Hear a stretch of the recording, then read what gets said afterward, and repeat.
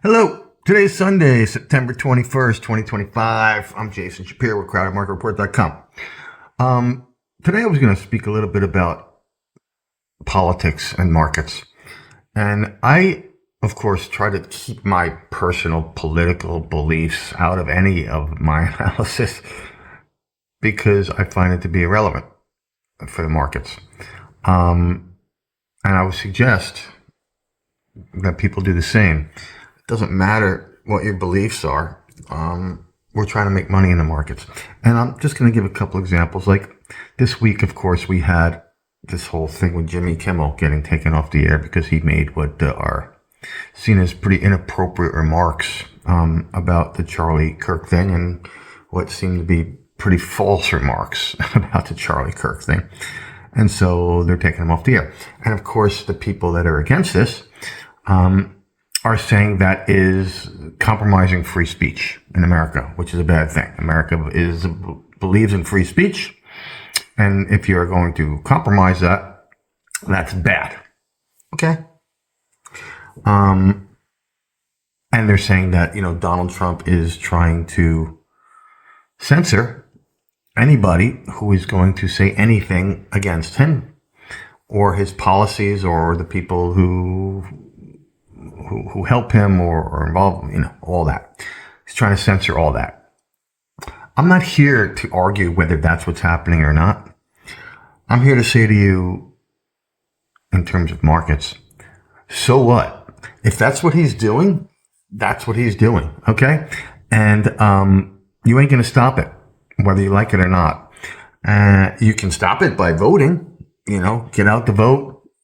Go do the thing that you like, that you want to do to get the vote out and get the other side in, if that's what you want to do. But even if that's the case, we still have over a year before you're going to do that.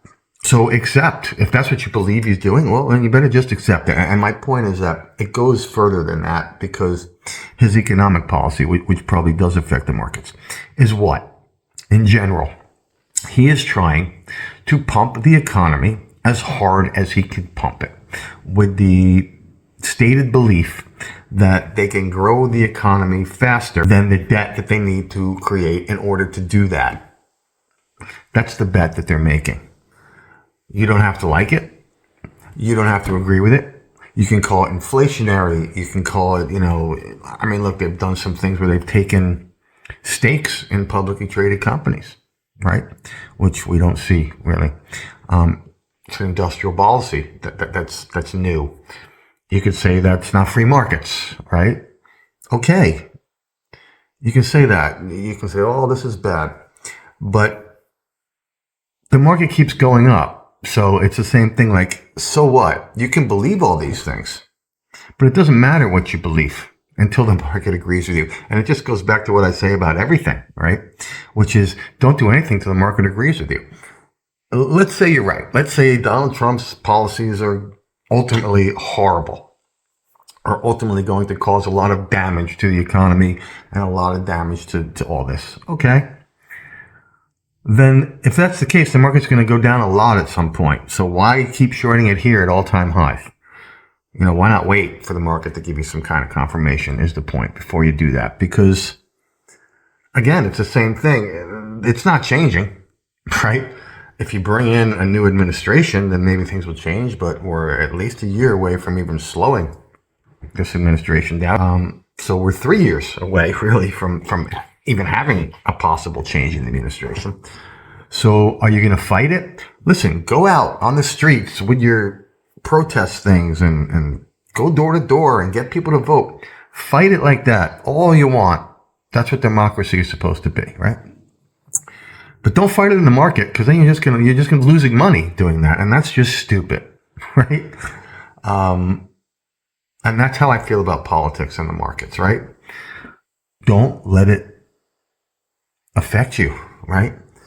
Because it's dangerous. Look, we always go through the thing where Republicans are supposed to be bullish the stock market and Democrats are supposed to be bearish the stock market. But if you look throughout time, the stock market has actually performed well under both, because it's gone up over time, but it's actually performed better under Democrat presidents. Why? Probably randomness. But my point being, don't let this political thing, there's such a big political divide. We all know that, and people are very emotional about it, and they're very taking sides and all that. Don't let it affect you if you're trading. Because it's just another thing that's going to distract you from what's really going on, which is what the markets are doing.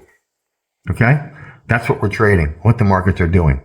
We're not trading our opinion of what they should do. And in particular, I don't like the politics, so therefore I'm bearish and I'm going to short. No, don't do it. Look, if you hate it and you hate it all, then you don't have to own any stocks. That's fine. But don't start shorting it just because of that reason. You're going to prove something. What you've been proving is that you are willing to lose money.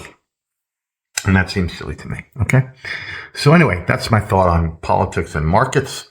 I hope that strikes a chord with people. Please like the video if in fact you like it. And check us out on Crowded Market Report. And we will talk again soon. I hope everyone's doing well. Thanks. Hi, I just wanted to say, if you like these videos, we do them 4 days a week, Monday through Thursday, for people, and it costs, $10 a month. And I try to include a lot of other lessons as I go through, as you see in the daily videos as well. For that $10 a month, you also get our COT charts on equity indices and crypto. So if you think that's worth it, give it a shot. All right. And we hope to see you there. Thanks.